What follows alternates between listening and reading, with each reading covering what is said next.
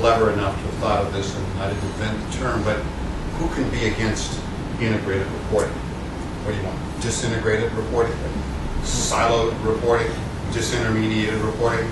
It's like, you know, we love our mother, we love our country, we love integrated reporting. How can we be against it?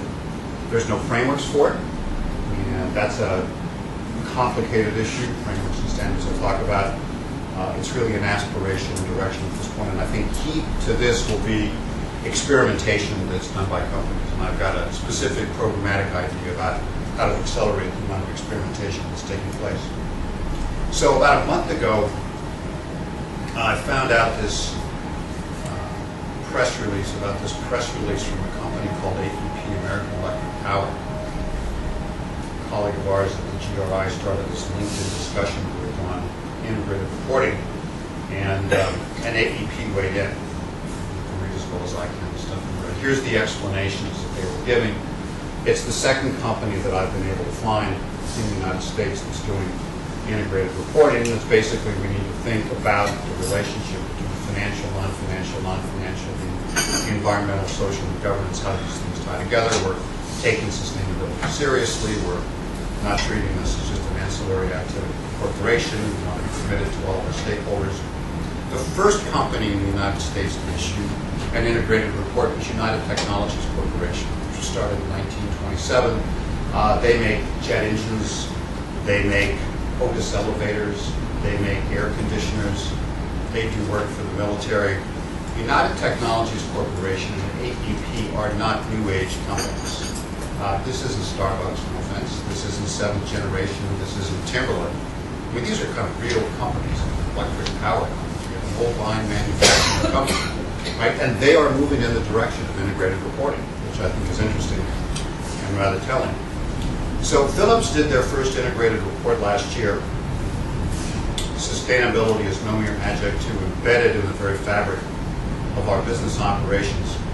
And now we're going to test my internet capabilities. When they issued their first integrated report, they emphasized that it wasn't just a report, but it was also their website. And the central message I want you to leave here with is using the internet. There's a whole chapter in our book, Chapter 7, that's on the use of the internet, which is clearly, I think, much more important than having a single paper document. So when Philips announced its integrated report, they talked about their website, and I'm going to show you a 1-minute and 34-second clip from the CEO of Philips last year announcing and explaining why they decided to do an integrated report.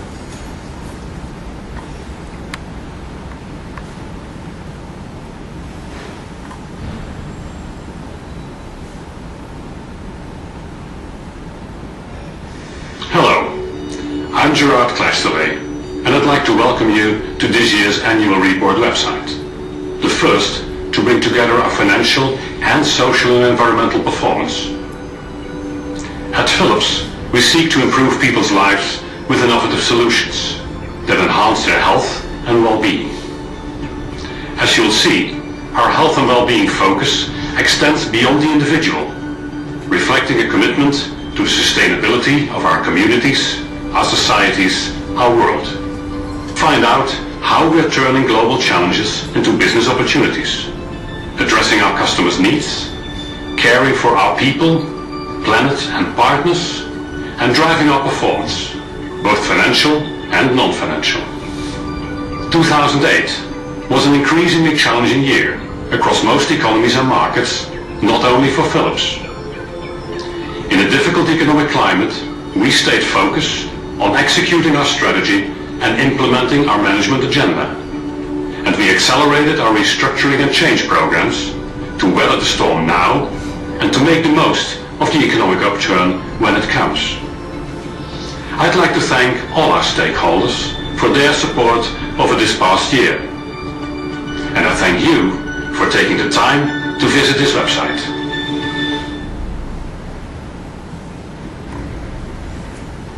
So it's interesting.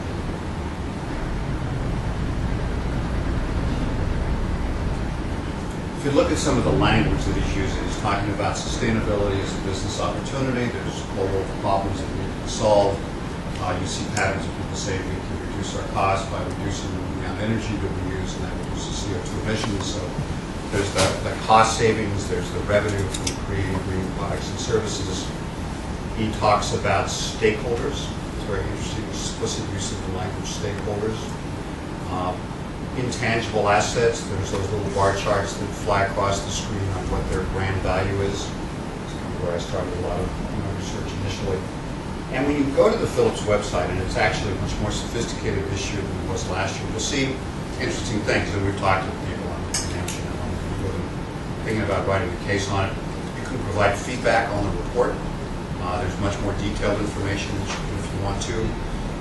You can produce your own customized report. A couple of other companies are doing that. So you can download just the particular parts of what can go into an annual report or CSR report that you think would be most interesting to you. Where there's a heavy use of video. Philips doesn't do as much in the way of analytical templates. BASF does a lot of that. You can look at charts and graphs. SAP probably has the most sophisticated website. They don't have an integrated report.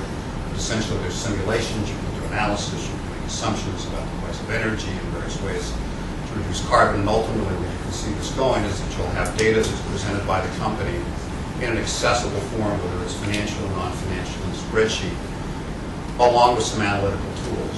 Microsoft is an example of providing analytical tools. You can take your own analytical tools and you can take your own data and you can combine these together to do your own analysis.